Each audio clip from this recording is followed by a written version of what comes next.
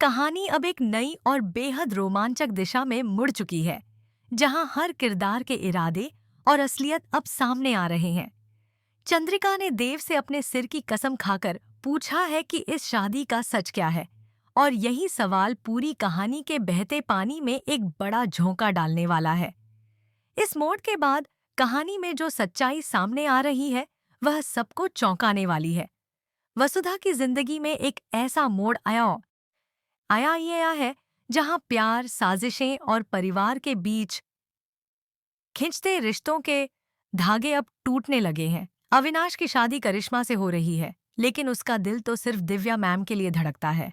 दिव्या के साथ उसका प्यार इतना गहरा है कि अब वह अपनी जिंदगी को पूरी तरह से बदल चुका है।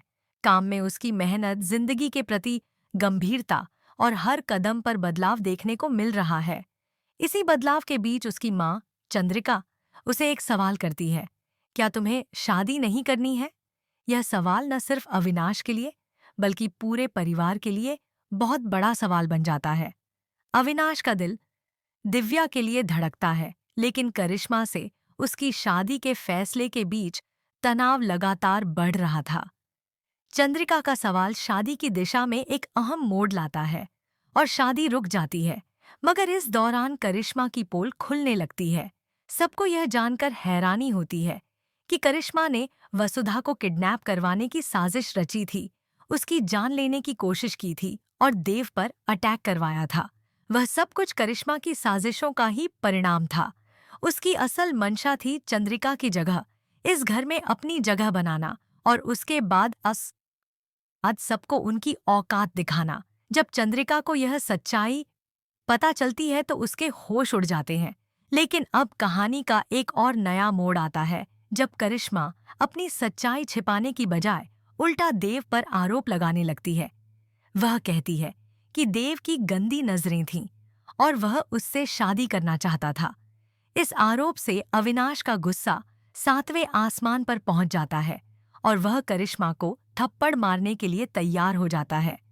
लेकिन तभी चंद्रिका बीच में आकर उसे रोक देती है।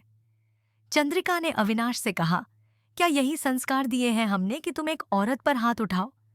यह बात सुनकर करिश्मा को लगता है कि चंद्रिका उसका साथ देगी और वह राहत की सांस लेती है। लेकिन चंद्रिका ने उसे एक जोरदार तमाचा जड़ दिया और उसका पूरा आत्मविश्वास चूर चूर कर दिया।